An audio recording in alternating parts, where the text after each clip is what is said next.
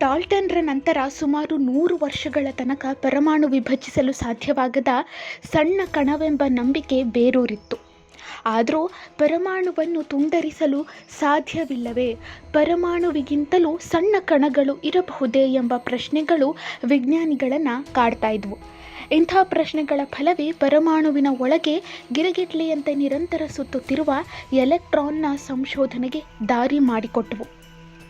J Thomson ಪರಮಾಣುವಿನಲ್ಲಿರುವ ಮೂಲ ಕಣ electron ಎಂದು ಕಂಡುಹಿಡಿದು ಜಗತ್ತಿಗೆ ಪರಿಚಯಿಸಿದ್ದು ವಿಜ್ಞಾನಿ ಜೆ ಥಾಮ್ಸನ್. ಥಾಮ್ಸನ್ 1856 ಡಿಸೆಂಬರ್ 18ರಂದು ಇಂಗ್ಲೆಂಡಿನ ಮ್ಯಾಂಚೆಸ್ಟರ್ನಲ್ಲಿ ಜನಿಸಿದ. ಥಾಮ್ಸನ್ ಚಿಕ್ಕಂದಿನಲ್ಲಿ ಶಾಲಾ ಕಲಿಕೆಯಲ್ಲಿ ತುಂಬ ಆಸಕ್ತಿ ವಹಿಸಿದ ವಿದ್ಯಾರ್ಥಿಯಾಗಿದ್ದ. ಸಾಧಾರಣ ಕುಟುಂಬದಲ್ಲಿ ಹುಟ್ಟಿದ ಥಾಮ್ಸನ್ನ ತಂದೆ ಹಳೆಯ ಪುಸ್ತಕಗಳನ್ನು ಸಂಗ್ರಹಿಸಿ ಮಾರುವ ಕೆಲಸ ಮಾಡ್ತಾ ಇದ್ರು.